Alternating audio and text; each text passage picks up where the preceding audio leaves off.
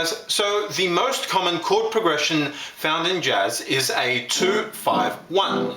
And now there is a reason for this, and the reason has to do with something called the diatonic function. Now if we take a diatonic scale or a major scale, say C major, every note in that scale can be turned into a chord. So we get the familiar major, minor, minor, major, major, minor, diminished. Now each of these diatonic chords falls into one of three categories or fulfills one of three functions, and they are the predominant, the dominant, and the tonic.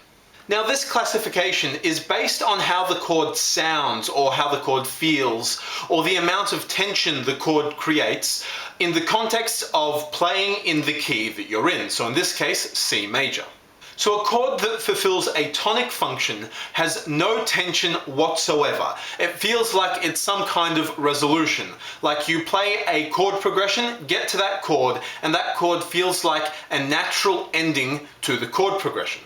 Now in this category we obviously have the chord C major 7, but we also have the chord E minor 7, which is actually just a median note substitution of C major 7 and is actually a C major 9 but without the root. And we also have the chord A minor 7, which again is a median note substitution of C major 7 and is actually just a C6 but an inversion of it. Now the next category are chords that have a dominant function.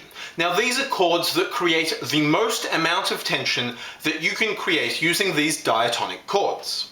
And chords that serve a dominant function sound really unbalanced and really tense and sound like they really want to resolve to the tonic. Now the two chords that fall under this dominant function are obviously the G7 being the dominant and the B half diminished chord. And the reason these two chords sound so unstable and sound like they want to resolve somewhere is because both of them have two notes which create a tritone interval, which is a really dissonant interval and a really unstable interval, which really sort of sounds like it wants to resolve in to the C and the E, which are of course two notes found in the tonic C major 7. So then almost by definition, any chord that serves a dominant function has to have a tritone interval between two of its notes. And in the C major scale, the only two notes that create a tritone interval are the F and the B. And so of course we find that the F and the B are found in both G7 and B half diminished. Now the final category are chords that serve a predominant function. Now these are chords that create a little bit of tension, or just a bit of tension, but nowhere near as much as the dominant function chords. So while these chords aren't as unstable as dominant chords, they sound like they want to resolve to the dominant. And the two predominant chords in the key of C major are of course D minor 7 and F major 7. And we can arrange these functions into their natural chord progression, which is of course predominant leading to dominant leading to tonic. So the predominant sounds like it wants to resolve to the dominant, and the dominant sounds like it wants to resolve to the tonic. And then we've reached the tonic and there's no more tension. It sounds like we've ended and we've resolved all the tension. And of course, the simplest variant of this predominant, dominant, tonic progression is the 2-5-1. And the reason this 2-5-1 chord progression sounds so pleasant is because each voice or each note leads very smoothly to the next note in the next chord, either by staying the same or just by moving by one step. So we start with the D minor 7. To get to the G7, two notes stay the same and two notes only have to move by one step.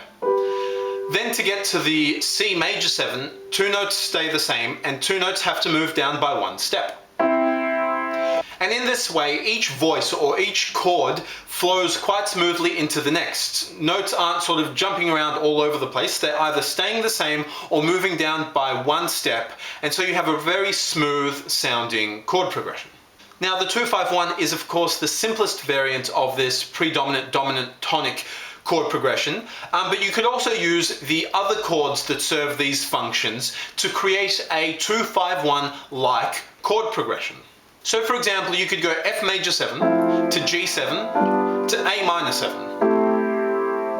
And that all sounds really smooth and really pleasant, again because it follows that predominant, dominant, tonic chord progression idea. Or similarly, you could go F major 7 to B half diminished to E minor 7, which again follows that predominant, dominant, tonic structure, and therefore sounds quite pleasant and like it flows sort of naturally, and each chord anticipates and leads to the next chord smoothly and well. And naturally, there are heaps of possible substitute chords which you can then put in place of these sort of basic chords and still retain that same predominant, dominant, tonic structure and feel. Now, I've listed a bunch of them up here in the picture-in-picture, and I'm not going to go through all of them. You can sort of have a go at them yourself. But all of these substitutes have the same basic feel or follow the same basic idea or structure of predominant, dominant, and tonic, which create a little bit of tension, then increase that tension so you have a lot of tension, and then decrease that tension so that you resolve all of the tension and have no more tension left. So that flow of tension, that sort of increase and then resolution of tension, is what really holds this whole concept and all these chords together. And at their simplest and at their base, all of these chords just replicate that predominant, dominant, tonic concept or function or idea. Now, instead of the D minor 7, you can play a D7 or a D minor 7 flat 5 or a D diminished or an A flat 7, which is a tritone substitute, or a D flat major triad, which is the same as an F minor sharp 5 triad, and that's something called a Neapolitan sixth chord, which you don't need to worry too much about, but that's also considered a predominant function chord. In place of the F major 7, you can play an F minor 7 or an F sharp diminished or an F sharp half diminished. Now for your dominant function chords, obviously you can take the G7 and extend it or alter it. You can tritone substitute it to create a D flat 7, or you can turn it into a sus chord to have a G7 sus. And then the B half diminished can be turned into a B full diminished. For your tonic function chords, you can take that C major 7 and obviously extend it by doing something like a C major 9 sharp 11 or a C6 9 or a C6 9 sharp 11. You can turn that into a C minor 7 chord or a C minor 6 chord or a C minor 6 9 chord or a C minor major 7 chord. If you're playing a blues, they often finish on a C dominant chord or a C7 sharp 9 or flat 9 or 13 or whatever, some kind of alteration or extension. And then of course you can finish your 2-5 with a chord other than the 1, and that's called a deceptive cadence, because it sounds like you've sort of deceived the cadence. You've gone somewhere else, you've gone somewhere unexpected. So doing, for example, D minor 7 to G7 to A minor 7. It sounds resolved because that's a tonic function chord, but it sounds unusual because you haven't gone to that 1. Or similarly, D minor 7 to G7 to E minor 7. Also sounds resolved, but sounds a bit sort of interesting and different because you haven't resolved to the tonic, you've resolved to a different chord that still fulfills the tonic function and still sort of fits this framework or this structure, but is a bit different and a bit deceiving.